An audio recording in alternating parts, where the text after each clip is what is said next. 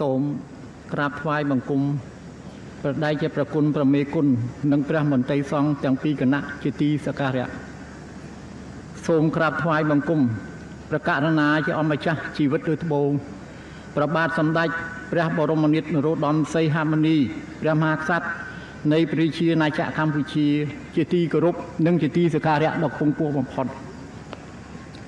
និងសូមគោរពជម្រាបជូនសម្ដេចព្រះអង្គម្ចាស់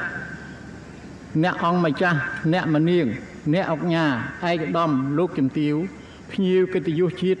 អន្តរជាតិនិស្សិតសិស្សនិងបងប្អូនជនរួមជាតិជាបន្តទៅនេះទូលព្រះបង្គំជាខ្ញុំសូមព្រះបរមរាជានុញ្ញាតដ៏ខ្ពង់ខ្ពស់ក្រាបបង្គំទូលថ្វាយនិងគោរពជម្រាបជូនអំពីលទ្ធផលនៃការផ្សងប្រផ្នូលតាមរយៈគោឧសភរាជតែបានបរិភោគនៅអាហារ7មុខទៅតាមតម្រាដែលមានពីបុរាណកាលហើយដែលគោឧសភរាជបានបរិភោគដូចតទៅ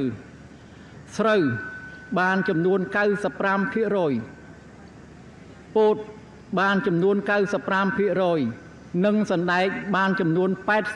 80% នេះគឺជាការផ្សងប្រផ្នូលទៅតាមទំនៀមទម្លាប់ព្រះរាជប្រវេណីនៃព្រះរាជពិធីច្រត់ព្រះនង្គ័ល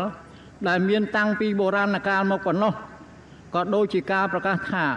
រដូវវប្បមង្គលចូលមកដល់ហើយជាទីបញ្ចប់ទូលព្រះបង្គំជាខ្ញុំសូមឧទ្ទិសបួងសួងសម្បូរសង្រងដល់គុណបារមីព្រះទេវរូបនិងដល់អានុភាពនៃវត្ថុស័ក្តិសិទ្ធិលើលោកព្រមទាំងអំណាចព្រះបារមីនៃទេវតាទាំង10000លោកធាតុនិងទេវតាមហាព្រហ្មបញ្ចវលីកៈគ្រប់ព្រះអង្គដែលព្រះអង្គទទួលខុសត្រូវខាងទឹកភ្លៀងសូមព្រះមេត្តាជួយបណ្ដាលឲ្យមានទឹកភ្លៀងធ្លាក់ចុះតាមរដូវកាលធាតុអាកាសដើរទៀងទាត់ជាពិសេស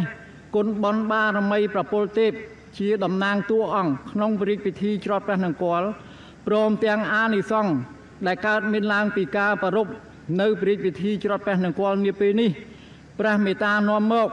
នៅសេចក្តីសុខសម្បូរសប្បាយត្រជាក់ត្រជុំរុងរឿងចម្រុងចម្រើនដល់ព្រះរាជាណាចក្រកម្ពុជាជៀសចាកផុតពីគ្រោះធម្មជាតិទាំងឡាយ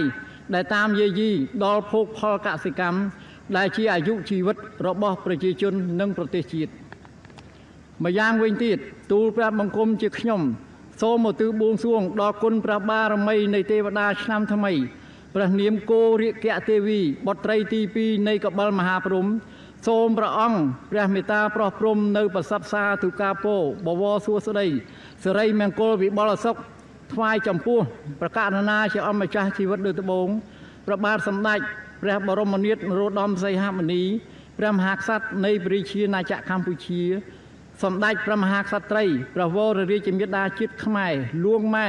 ជាទីគោរពនិងជាទីសក្ការៈដ៏ខ្ពង់ខ្ពស់បំផុតសូមប្រគេនប្រពោជូនពរចំពោះបដិជាប្រគុណព្រះមេគុណខេត្តនិងព្រះមន្ត្រីសង្ឃទាំងពីរគណៈជាទីសក្ការៈសម្ដេចអគ្គមហាសេនាបតីហ៊ុនសែនប្រធានព្រឹទ្ធសភានៃព្រះរាជាណាចក្រកម្ពុជាសម្ដេចមហារដ្ឋសភាធិការធិបតីខួនសូដារីប្រធានរដ្ឋសភានៃព្រះរាជាណាចក្រកម្ពុជាសម្ដេច